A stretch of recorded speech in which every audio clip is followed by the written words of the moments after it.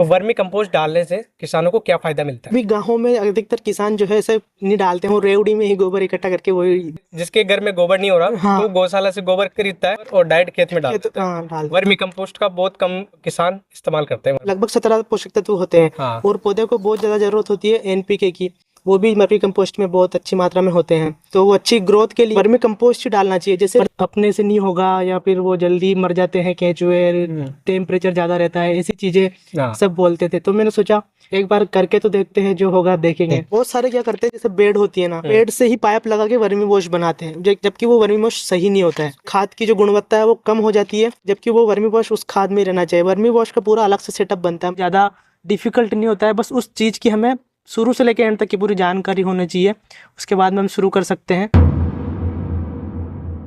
Hi everyone, welcome back to another video. आज इस episode के अंदर हम बात करने वाले हैं ब्रजेश भाई से, जो कि एक यंग एंटरप्रेन्योर है, जिसने एग्रीकल्चर वाले सेक्टर में अपनी एग्रीकल्चर की स्टडी पूरी करके एक नया स्टार्टअप डालने की कोशिश की है।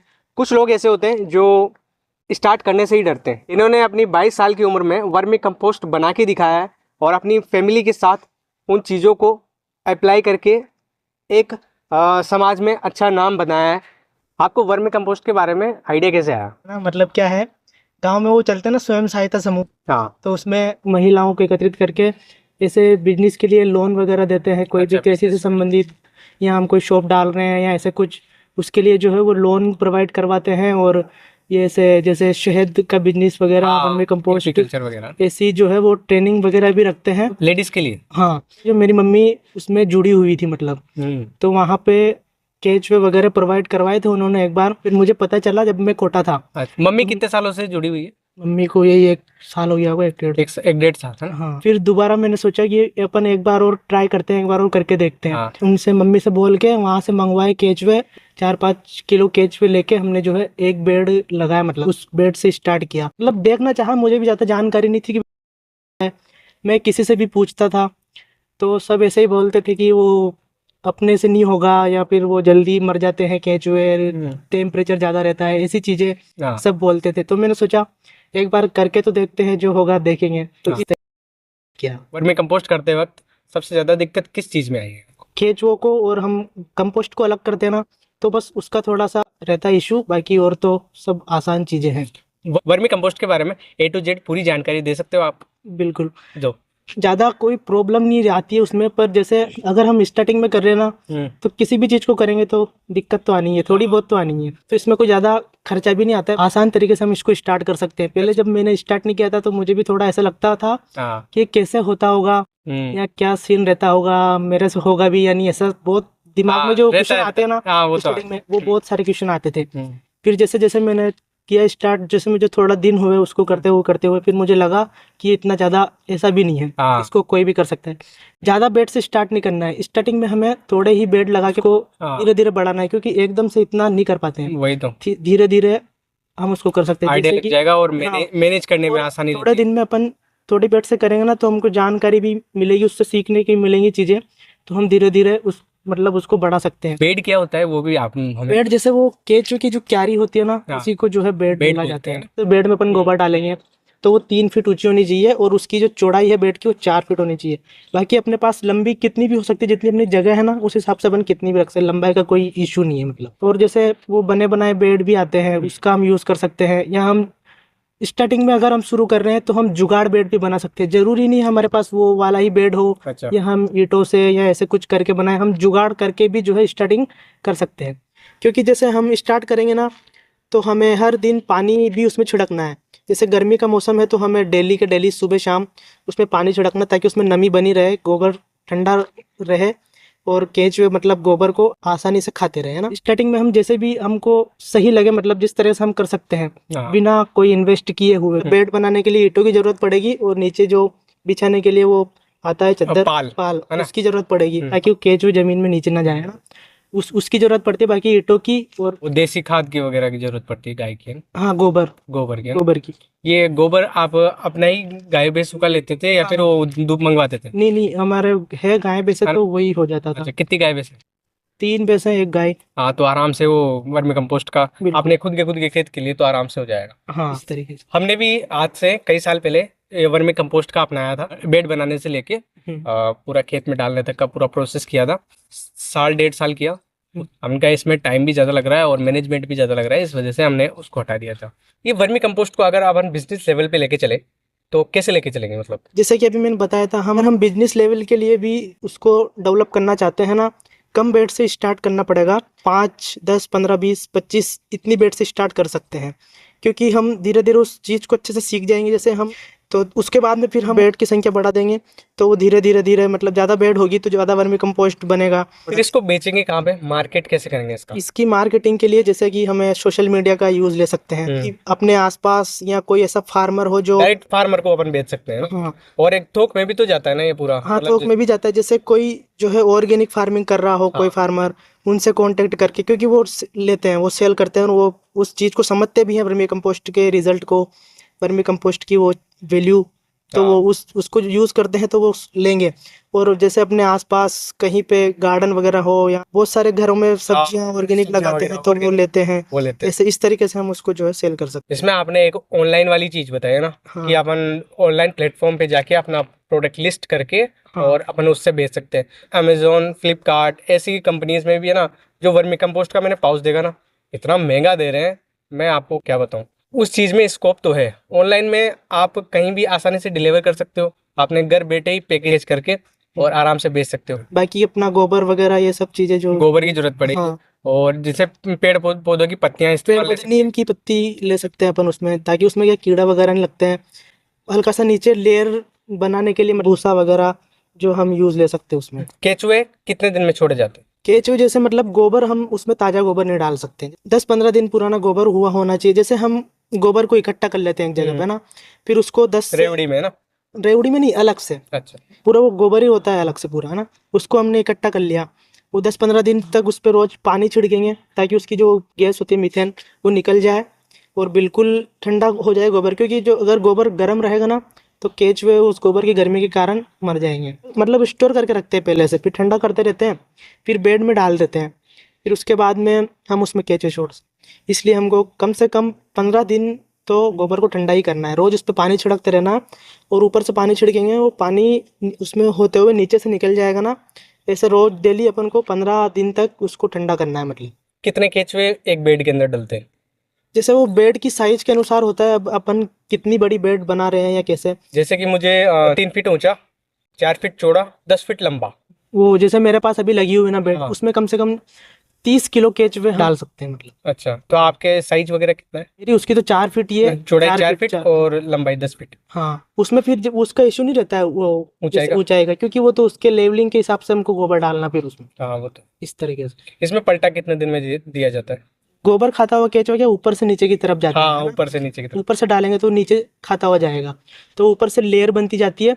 उस लेयर को हम हटाते जाएंगे ताकि फिर उस पर जो सूरज की किरणें रोशनी जाएगी ना, तो वो फिर धूप के कारण केचुआ और अंदर जाएगा, फिर अंदर का गोबर खाएगा, फिर दूसरी लेयर बन जाएगी, उसको भी हम हटा लेंगे। या फिर हम ऐसे लेयर से नहीं हटा के 40 दिन में लगभग अराउंड बन के तैयार हो जाता है बिल्कुल। अच्छा, ये तो उसको एक साथ भी हम अलग कर सकते हैं या एक एक लेयर के रूप में भी हम उसको अलग कर सकते हैं। पूरा बन के तैयार हो जाता है, फिर उसको छानना पड़ता है। हाँ, तो छानने में क्या निकलता है अलग से? छानने में जैसे केचुए अलग हो जाएंगे और पूरा वो वर्मी कंपोस्ट पूरा अलग हो जाएगा। बिल्कुल चाय की जो से पत्ती आती है ना, हाँ, बिल्कुल वैसा, बिल्कुल चाय पत्ती जैसा होता है। हाँ बिल्कुल, और केचुए अलग हो जाएंगे। मैंने बचपन में देखा भी है इसको, बिल्कुल चाय पत्ती जैसा हो जाता है, बिल्कुल बुरबुरा है ना। हाँ बिल्कुल। तो केचुए मरे हुए निकलते हैं कि जिंदा ही निकलते नहीं, केचुए जिंदा ही रहेंगे ना, केचुए मरेंगे, उनको वापस हम दूसरी पेड़ में यूज लेंगे। केचुए मरते नहीं है। इसमें रिप्रोडक्शन भी होता है ना? हाँ, बढ़ते भी है। बढ़ते हैं वो। उसमें वो डालते हैं छाछ, गुड़, बेसन का जो पेस्ट घोल बना के बेड में छिड़कते, जैसे पानी छिड़कते हैं ना नमी के लिए गोबर में, कोकून की संख्या बढ़ती है उससे। केचुए के जो अंडे होते हैं ना, उसकी संख्या बढ़ती है। तो ये बहुत बढ़िया बात बताई आपने। तो वर्मी कंपोस्ट डालने से किसानों को क्या फायदा मिलता है? वर्मी कंपोस्ट जैसे कि अभी गाँवों में अधिकतर किसान जो है ऐसे नहीं डालते हैं, वो रेवड़ी में ही गोबर इकट्ठा करके वही बहुत दिनों तक उसको इकट्ठा करते हैं फिर डालते हैं ना। या कोई जागरूक किसान होता है ना, तो वो क्या करता है कि गौशाला से, जिसके घर में गोबर नहीं हो रहा, तो गौशाला से गोबर खरीदता है ना, प्योर गोबर, और डायरेक्ट खेत में डालता है। वर्मी कंपोस्ट का बहुत कम किसान इस्तेमाल करते हैं। लगभग 17 पोषक तत्व होते हैं और पौधे को बहुत ज्यादा जरूरत होती है एनपीके की, वो भी वर्मी कंपोस्ट में बहुत अच्छी मात्रा में होते हैं। तो वो अच्छी ग्रोथ के लिए वर्मी कंपोस्ट ही डालना चाहिए। जैसे वर्तमान में क्या स्थिति है, जैसे कि अभी कोई वर्मी कंपोस्ट यूज नहीं करता है, जैसे रसायन वगैरह ज्यादा यूज करते हैं, तो अभी मिट्टी की जो है मतलब गुणवत्ता वो बहुत ही ज़्यादा खेतों की उर्वरकता खराब होती जा उर्वरता रही है। बहुत खराब हो चुकी है ना। धीरे धीरे मिट्टी की उर्वरता सही होगी, पहले वो उपजाऊ बनेगी। पहले के टाइम कितनी फसलें निकलती थी, वर्तमान में ऐसी नहीं निकलती है। अब धीरे धीरे है ना कम होता जा उत्पादन रहा कम होता जा कम रहा है। होता जा रहा है। तो उसमें क्या हमें ज़्यादा मात्रा में डालना पड़ेगा, मतलब एक साल में लगभग ठीक हो जाएगी मृदा, उसके बाद में फिर हमको उसका ज़्यादा और अच्छा रिजल्ट देखने को मिलेगा। और हमने कभी खेत में रसायन यूज़ ही नहीं किए और उसमें डालेंगे ना हम, तो उसका और जल्दी रिजल्ट देखने को मिलेगा। जो लोग ऑर्गेनिक फार्मिंग करते हैं उनको तो इसका बेनिफिट सबको पता है, पर जो ऑर्गेनिक फार्मिंग नहीं करते, केमिकल फार्मिंग करते हैं, जो कि अंधाधुंध फर्टिलाइजर का इस्तेमाल कर रहे हैं, उनके लिए ये वर्मी कंपोस्ट बहुत तगड़ी चीज़ है। जैविक खेती वाला जो कॉन्सेप्ट है उसमें 3 साल तक अपन को जैविक खेती में वर्मी कंपोस्ट या गोबर की खाद डालनी पड़ती है, केमिकल नहीं डालना पड़ता, तब जाके अपन को सर्टिफिकेट मिलता है, लाइसेंस मिलता हाँ है ना, जैविक खेती वाला। हाँ हाँ, मतलब उसके लिए हम वर्मी कंपोस्ट डाल के उसको मिट्टी की उपजाऊ क्षमता को बढ़ा हाँ, सकते हैं। उसके बाद में उसका जैसे चेकिंग वगैरह होती है सब, फिर सर्टिफिकेट मिलता है ना। किसानों के साथ सबसे बड़ी दिक्कत ये है कि अगर वो फर्टिलाइजर दवाइयाँ छिड़कना बंद कर देंगे तो कीट रोग और मौसम की मार है वही फसल को खराब कर देगी। तो उससे कैसे बचा जाए, आइडिया दे सकते हो? जैसे कि वर्मी कंपोस्ट की तरह इसमें ऑर्गेनिक फार्मिंग के लिए और भी चीज़ें बनती है। जैसे हम रसायनों की जगह अपने घर पे जो है वो औषधियाँ मतलब फसलों के लिए बना सकते हैं। जीवामृत। हाँ, जीवामृत है। और जैसे वर्मी वॉश, केचुए से मैंने वर्मी वॉश भी बनाया हुआ है। वर्मी वॉश क्या होता है? वर्मी वॉश जो है केचुआ जो पानी छोड़ता है ना, मतलब गोबर को खाते रहता है उस टाइम, वो जो वो पानी छोड़ता है ना, वो पानी को हम इकट्ठा करते हैं, वही वर्मी वॉश होता है। फसलों की ग्रोथ के लिए मतलब जड़ों में डाल के भी यूज़ कर सकते हैं और पत्तियों में छिड़क के भी यूज़ कर सकते हैं। बहुत सारे क्या करते हैं, जैसे बेड होती है ना, बेड से ही पाइप लगा के वर्मी वॉश बनाते हैं, जबकि वो वर्मी वॉश सही नहीं होता है। बेड में जो वर्मी वॉश रहेगा तभी खाद की गुणवत्ता और ज़्यादा रहेगी। मतलब लोग क्या करते हैं, सेल करने के लिए बहुत से जो है वो उसी बेड में से जो है वो पानी निकालते हैं और उसको किसानों को सेल करते हैं, जबकि वो सही नहीं रहता है, क्योंकि फिर उस खाद की जो गुणवत्ता है वो कम हो जाती है। जबकि वो वर्मी वॉश उस खाद में ही रहना चाहिए। वर्मी वॉश का हम 3 मटके लेते हैं, 2 मटकों में हम छेद कर लेते हैं बिल्कुल छोटा सा, है ना। ऊपर वाले मटके में हमें पानी भरना होता है, पानी भर देते हैं। बीच वाले मटके में वही ठंडा 10-15 दिन पुराना गोबर डालेंगे बीच वाले मटके में, और नीचे वाले मटके में पानी को इकट्ठा करने के लिए रखेंगे। 3 मटकों को ऐसा सेटअप रख दिया, ऊपर वाले में पानी, बीच वाले में गोबर डाल के हम केचुआ डालेंगे। 30 से 35 दिन में वो उसको खाता जाएगा और वो छेद हो ही रखा है। ऊपर वाले में से पानी नीचे वाले मटके में आता रहेगा, गोबर वाले में। क्योंकि बेड में हम पानी छिड़कते हैं, ऐसा छिड़कने की जरूरत नहीं पड़ेगी, वो चलता रहता है। बस उसमें हमको पानी खत्म हो गया तो वो डालना रहता है ऊपर वाले मटके में ना, फिर वो उसमें से बीच वाले मटके में आएगा। केचुए जो है गोबर को खाएंगे और उनसे जो वो पानी छोड़ते हैं, मतलब गोबर खाते हैं ना, तब केचुए सेकंड मटके से वापस नीचे वाले मटके में आएगा, फिर वो इकट्ठा जो हो जाएगा ना, बस वही वर्मी वॉश है। इसको इस्तेमाल कैसे करते हैं? जैसे हम उसको जड़ों में डाल सकते हैं या तो, जिससे कि अच्छी ग्रोथ होती है। और हम उसको जो है फसल की कौन सी अवस्था पे अपन जैसे वर्मी सिंचाई, वॉश जैसे हम सिंचाई कर रहे हैं फसलों में, हाँ। तो जो उस सिंचाई वाले पानी के साथ भी जैसे हम उसको दे सकते हैं, मतलब पानी के साथ बेहतर रहेगा? हाँ, दे सकते हैं। ये तो बहुत बढ़िया बात है। बायोगैस प्लांट पे जब अपन गोबर वगैरह डालते हैं और मेथेन गैस निकालते हैं उससे, तो लास्ट में एक बाय प्रोडक्ट निकलता है स्लेरी, सॉलिड फॉर्म रहता है। उस सॉलिड को तो अलग से सुखा लेते हैं और एक लिक्विड फॉर्म रहता है, तो लिक्विड को पानी के साथ, सिंचाई के साथ खेतों में इस्तेमाल लिया जाता है किसानों के द्वारा। ये चीज मुझे वहां से भी बढ़िया लगी, वो भी कुछ इस तरीके का होता है। आपने वर्मी कंपोस्ट के बारे में जानकारी कहाँ से ली? 11th-12th में एग्रीकल्चर सब्जेक्ट भी रहा है, तो थोड़ा पता था ऐसे कि भाई ऐसे बनता है, पढ़ा भी है। और फिर मैंने वो ज़्यादा सर्च किया, मतलब इसके बारे में वीडियो वगैरह देखे, गूगल पे सर्च किया, डिटेल इकट्ठा की और उसको स्टार्ट किया। सबसे ज़्यादा यूट्यूब से मैंने वीडियो देखे, कैसे क्या जो बनाते हैं पहले से, उनके वीडियो देखे हैं, मिलने वालों से पूछा। उसके बाद आपने जिस तरीके से YouTube देख के ही ये सब कुछ चीजें शुरू की ना, यही वीडियो देख के आपके जैसा कोई और भी वर्मी कंपोस्ट शुरू करेगा। ब्रजेश के बारे में सबसे बढ़िया बात ये लगती है, इन्होंने शुरू किया, ये फेल हुए, इन्होंने वापस शुरू किया और एक सक्सेसफुल वर्मी कंपोस्ट बना के दिखाया। इनकी मोटिवेशन कहाँ से मिलती है आपको? मेरी मम्मी का भी मतलब इन चीज़ों में इंटरेस्ट है। अच्छा। तो कभी ऐसे घर से यूँ नहीं बोला है कि भाई ये क्या है, क्या कर रहा है, कैसे, तो वो भी सपोर्ट रहता है। और भी चीज़ें सोच रखी है, पर अभी जैसे क्या है, स्टडी के साथ में मतलब मैं थोड़ा मेंटेन नहीं कर पा रहा हूँ उन चीज़ों को, वरना मैं उसको और बड़े स्तर पे थोड़ा करना चाहता हूँ, जैसा मैंने सोच रखा है। लेकिन बेडों की जैसे संख्या नहीं बढ़ा पा रहे हैं हम, हाँ, क्योंकि वहाँ रहना पड़ता है, उसको भी टाइम देना पड़ता है, तभी जाके वो हर धंधे को बड़ा करने के लिए अपन को टाइम देना जरूरी है। उसके बाद में वर्मी वॉश का भी जो है बड़ा सा सेटअप लगाना है। जब अपन कोई भी चीज़ को स्केल करते हैं, बड़े लेवल पे करते हैं, तो मेन पावर की भी जरूरत होती है, मजदूरों की भी जरूरत होती है। तो वो चीज़ कहीं ना कहीं एक फैक्टर होता है हमारी ग्रोथ का। जैसे अभी मैंने एजोला वगैरह का भी सोच रखा है, लेकिन एक प्रकार का फर्न होता है ये, इसको अपन जो टंकी में हरी हरी जम जाती है वो काई, वो तो नहीं है ये? हाँ बस वही तो है वही है हाँ वो जो एलगी होती है, एलगी है ना, हाँ है ना, वही शेवाल जिसे शेवाल, बोलते हैं ना, जल वही चीज है। एजोला को कैसे ग्रो करोगे आप? एजोला को स्टार्ट करने के लिए हमारे पास जैसे टैंक का हम इस्तेमाल कर सकते हैं, या फिर घर पे अगर टैंक वगैरह नहीं है तो ऐसे जुगाड़ पन्नी वन्नी बांध के भी बना सकते हैं। मतलब तो अगर टंकी है या उसमें पानी वगैरह डाल के और उसमें हम एजोला डाल देंगे तो वो एजोला मतलब 10 से 15 दिन, ज़्यादा से ज़्यादा 20 दिन, वो बहुत ज़्यादा ग्रो करके पूरी टंकी में हो जाता है। उसके बाद में अपन उसको निकाल लेते हैं, गाय व भैंसों को वो आहार के साथ में जो है चारे के साथ में दे सकते हैं। जो दुधारू पशु है उनको एजोला खिला के हम दुग्ध उत्पादन बढ़ा सकते हैं। आपने रिसेंटली यूट्यूब पे वीडियो डाली थी, इसमें आपने वीडियो शूट भी की है, एडिट भी की है, अपलोड भी किए है ना, और थंबनेल वगैरह भी बनाया है। तो आप यूट्यूब करियर के बारे में भी धीरे धीरे जानने लगे हो, है ना? आप क्या क्या जानते हो, आप हमारे साथ शेयर करो उस चीज़ को। ज़्यादा खैर जानकारी तो नहीं है, पर मैंने सोचा जो मैं ये कर रहा हूँ मतलब क्यों ना इसको हम वीडियो बना के यूट्यूब पर डालें ताकि लोग देखें। और जो जैसे मैं खुद ऐसे सोचता हूँ, अगर कोई मेरे जैसे सोच रहा हो, वो स्टार्ट करना चाह रहा हो, तो ताकि मैं उसमें हेल्पफुल उसके लिए हो सकूँ, इसलिए मैंने सोचा वीडियो बना के क्यों ना यूट्यूब पर डाली जाए, ताकि जो लोग स्टार्ट करना चाहते हैं और वो सोचते हैं कि क्या क्या दिक्कत आती है। जैसे मैंने स्टार्ट किया था तो मैं बहुत सारे लोगों से पूछता था, तो वो बोलते थे ये तो केंचुए तो अभी मर जाएंगे, ये वो कुछ नहीं होता है ऐसे। तो ऐसे बहुत सारी चीज़ें हैं। तो मैंने सोचा है जब मैंने स्टार्ट किया, मुझे इतना टाइम, मुझे लगभग 1.5 साल हो गया उन 2 बेडों से वर्मी कंपोस्ट बनाते हुए। तो फिर मैंने सोचा क्यों ना अब जब मैं वो नई बेड लगा रहा था तो सोचा वीडियो बना के डालते हैं, लोगों को दिखाते हैं, ताकि जो भी ऐसे बनाने की सोचता है वो बनाए और उनके जो ये डाउट्स हैं वो क्लियर होते डाउट जाए। क्लियर हो जाए। और क्योंकि बहुत सारे लोग स्टार्ट तो करना चाहते हैं पर वो उसके अंदर डिफिकल्टीज देख के हाँ बंद कर देते हैं। वो बाई चांस अपन ने बेड लगाना शुरू किया, बीच में कुछ गलतियां हो गई या कुछ खराब हो गया तो वो वहीं से बंद कर देते हैं। हाँ या फिर एक सीजन लगाते हैं, दूसरा सीजन वो स्टार्ट ही नहीं करते, तो वो चीज भी कहीं ना कहीं फेलियर का कारण है। उन उन लोगों के लिए मैं ये पॉडकास्ट शूट कर रहा हूँ। तो अगर अपन को धंधा करना है तो सिस्टमेटिक तरीके से हर दिन कुछ नया सीखते हुए आगे बढ़ना पड़ता है। मुझे आपकी सबसे बढ़िया बात ये लगती है कि आप आसपास से जानकारी कलेक्ट करके उसको इम्प्लीमेंट करते हो। जैसे आप अभी सक्सेसफुली आपने वर्मी कंपोस्ट कर लिया, तो कुछ बंदे ऐसे हैं जो आपको देख के झट से शुरू कर देंगे वो वाले।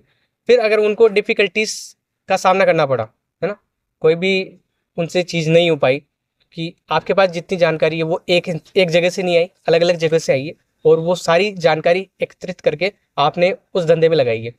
तो जो बंदा आपको देख रहा है, वो जो आपको देख रहा है कि भाई इसने सक्सेसफुली स्टार्ट कर लिया है और इसने इस तरीके से होता है, अगर वो बंदा आपको देख के आता है तो क्या चांसेस हैं कि वो सक्सेसफुल जाएगा? जैसे आपने बोला अभी कि अलग अलग जगह से जानकारी लेके स्टार्ट किया है, तो पहले देखो मतलब चीज़ों को कि कैसे क्या होता है। स्टार्ट करने से पहले पूरा एंड तक का प्रोसेस को समझो, उसके बाद में जो है अपना शुरू करो। पूरी जानकारी लेके स्टार्ट करेंगे ना, उसमें ज़्यादा प्रॉब्लम नहीं आएगी। अगर हम थोड़ा बहुत करते हैं, इंटरेस्ट नहीं लेते हैं या कुछ भी ऐसा चीज़ें होती है, तो उसमें क्या प्रॉब्लम आ सकती है। कोई भी बंदा है वो किसी भी फील्ड में एंटर करना चाहता है तो वहाँ के सक्सेसफुल लोगों को देखता है और उनके पीछे पीछे आगे बढ़ने की कोशिश करता है। अभी रिसेंटली मैंने एक पॉडकास्ट शूट किया था, उसमें हमारे रेस्टोरेंट के ओनर ने एक बात बोली थी, किसी भी धंधे में कूदने से पहले आपको उस फील्ड के बारे में जानकारी होना जरूरी है, वरना आपका धंधा सर्वाइव नहीं कर पाएगा और आप फेल हो जाओगे। मैंने भी कई सारी अपनी लाइफ में गलतियाँ की है। मैं जब यूट्यूब के इस गेम में आया था, शुरुआत में मुझे बिल्कुल भी आइडिया नहीं था कैसे क्या होता है। धीरे धीरे सीखा। मैंने अब तक 200 से प्लस वीडियोस, लॉन्ग वीडियोस बना दिए और कम से कम 500 शॉर्ट वीडियोस बना दिए। पर मैं कहीं ना कहीं ये जानता हूँ कि घूम फिर के लोग कहाँ आएंगे? पैसा कमाने के लिए। तो पैसे कमाने के लिए हमें स्किल्स की ज़रूरत पड़ती है, तो स्किल के लिए हमें कुछ सीखना पड़ता है। तो सीखने के लिए हमने ये पॉडकास्ट शुरू किया है, ताकि कोई भी, हम जब भी सामने वाले को गेस्ट को लेके आते हैं, पूरी नॉलेज लेने की कोशिश करते हैं और हमारी ऑडियंस तक पहुँचाने की कोशिश करते हैं। और जो भी बंदे हमें देख रहे हैं ना, ये टॉप 10% लोगों में से है जो अपनी लाइफ में कुछ करना चाहता है, और आप भी उन्हीं में से एक हो। आपसे मिलके बहुत अच्छा लगा ब्रजेश भाई, बहुत बढ़िया। आप लाइफ में ऐसे तरक्की करते रहो, हम आपके साथ हैं और बिल्कुल फुल सपोर्ट है। वीडियो के एंड में आप हमारी ऑडियंस को कुछ बोलना चाहोगे? जैसे कि अभी अगर आप ऐसे कुछ भी शुरू करना चाहते हो तो बिल्कुल पहले जानकारी लो उस चीज़ की और उस चीज़ को समझो। और बाकी जो आसपास लोग बोलते हैं ऐसा नहीं होगा, ऐसा नहीं कर सकते, उन चीज़ों को इग्नोर करो। और आपको करना है तो बिल्कुल मन में सोच लो कि हमें वो चीज़ करनी है, और उन चीज़ों की जानकारी लेके हम जो है चीज़ों को मतलब स्टार्ट कर सकते हैं। इतना कोई ज़्यादा डिफ़िकल्ट नहीं होता है, बस उस चीज़ की हमें शुरू से लेकर एंड तक की पूरी जानकारी होनी चाहिए।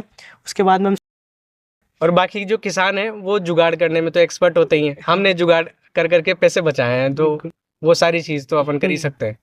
बाकी खुद का इनोवेटिव तरीके से उस चीज़ को परफॉर्म करना, उस चीज़ों को लागू करना, ये अपने हाथ बात होती है। आपने भी एग्जैक्ट जो सीखा है वही थोड़ी लगाया है नहीं, इसमें ना। बिल्कुल है ना? चेंज आप रहता है अपना भी सर। तो हाँ बिल्कुल, जो अगर हम देख रहे हैं बिल्कुल जरूरी नहीं है तुम वैसा ही करो, बस एक चीजों को आइडिया मिल जाता सीखने है। के लिए, हाँ, कि हम इस तरीके से हम कर सकते हैं। थोड़ा बहुत चेंज रहता है, ये बिल्कुल वैसा तो हम नहीं कर सकते। तो चीज़ों को देख के हम चीज़ों को समझ के अपने स्तर से कर सकते हैं मतलब। ये आपकी बहुत बढ़िया लगी मुझे बात। इस वीडियो को यहीं एंड करते हैं, मिलते हैं नेक्स्ट पॉडकास्ट के अंदर। वीडियो को जो है आपको अच्छा लगा हो तो वीडियो को लाइक करें, चैनल को सब्सक्राइब करें और वीडियो को शेयर जरूर करें।